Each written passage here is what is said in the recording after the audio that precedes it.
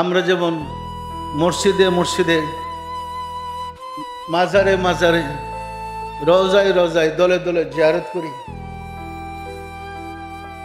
ওই রকম যারা সুফি সাধক এর পাশাপাশি আরেকটা কাজ করে, এটা হলো খোদাই প্রশাসনের কথা। দেখেন পবিত্র কোরআনে যত জায়গায় আল্লাহর কথা আসছে, যেমন আল্লাহ বলছে আমরা,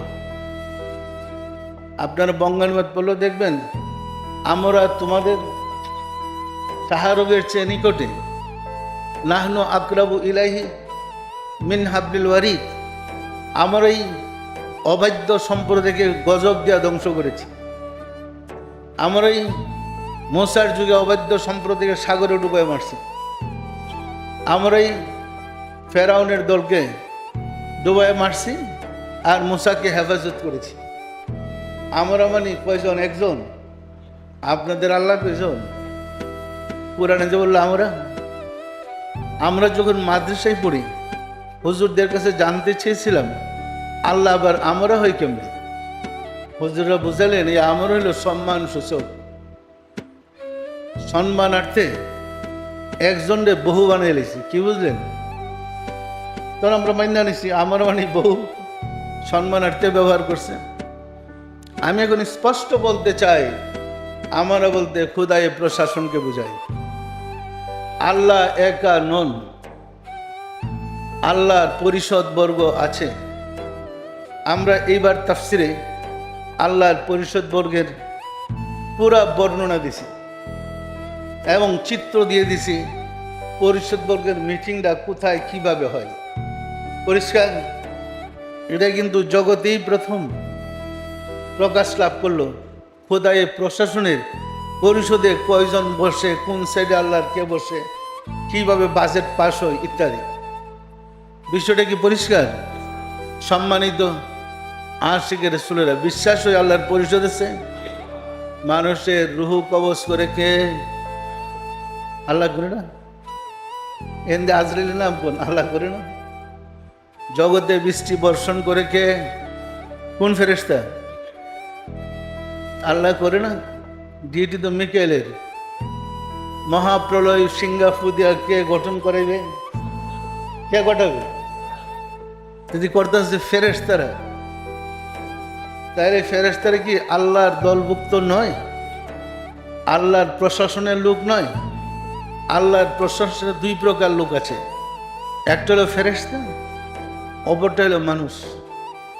পরিষ্কার, ফেরেশতা ও মানুষ যা কিছু ঘটায়, এবং পবিত্র কোরআনে আল্লাহ বলছে আসমান এবং জমিনের মাঝে যা কিছু আছে সবই আমার সৈনিক।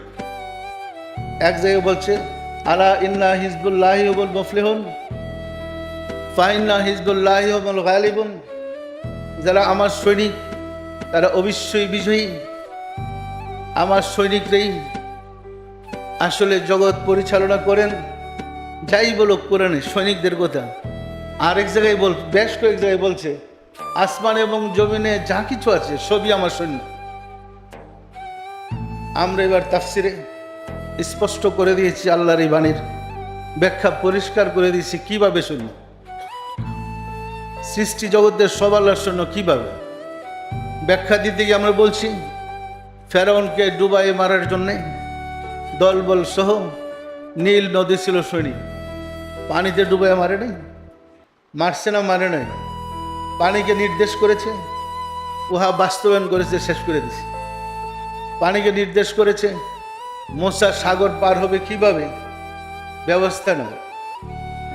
মুসাকে নির্দেশ করেছে তোমার লাঠিতে পানির উপরে রাখো, সাথে সাথে সমুদ্র দুই ভাগ, পানি সমুদ্রের পানি দুই ভাগ হয়ে গেল। একদম সুফি সাধকদের মধ্যে পীরেরা প্রশ্ন করে যে জগতে এমন জায়গা কোথায় যেখানে জীবনে একবার সূর্যের কিরণ পৌঁছেছে, সূর্যের আলো পৌঁছেছে, কিয়ামত পর্যন্ত ওই জায়গায় আর কোনোদিন সূর্যের আলো পৌঁছবে না, সেটা কোথায়? এটার ব্যাখ্যা হলো ওই জায়গাটা পরিষ্কার না? পরিষ্কার না? মুসার জন্য রাস্তায় গেলে পানি ওয়ালের মতো দাঁড়িয়ে গেছে। একটা সমুদ্র 100 ফুট পানি থাকে না, হাজার হাজার ফুট পানি। হাজার হাজার ফুট দুই পাশে ওয়াল দাঁড়িয়ে গেছে, পানিটা চিকচিক করতেছে, বালি শুকনা।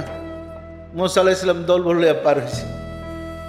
আর যিনি আল্লাহ দাবি করেছিলেন মুসার শত্রুরা, মুসা পার হওয়ার পিছনে ধাওয়া করে সাগরে ফলে মারতে গেছিল, তারা মুসা আলাইহিস সালামের পিছনে অনুসরণ করতে ওটা সাগরের মাঝপথে গেছে।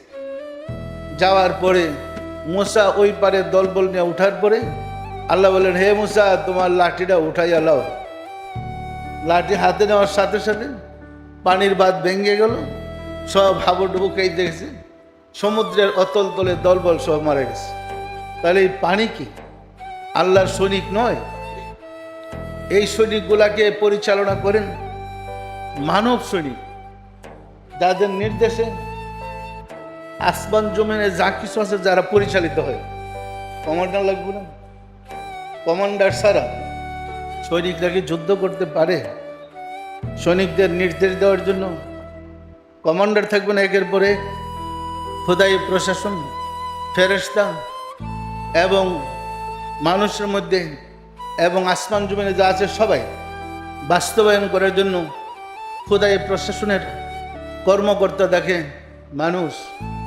এই কারণে জিনকে আশরাফুল মাখলুকাত বলা হয় নাই, মানুষকে আশরাফুল মাখলুকাত বলেছে। পরিষ্কার পরিষ্কার না? পরিষ্কার না?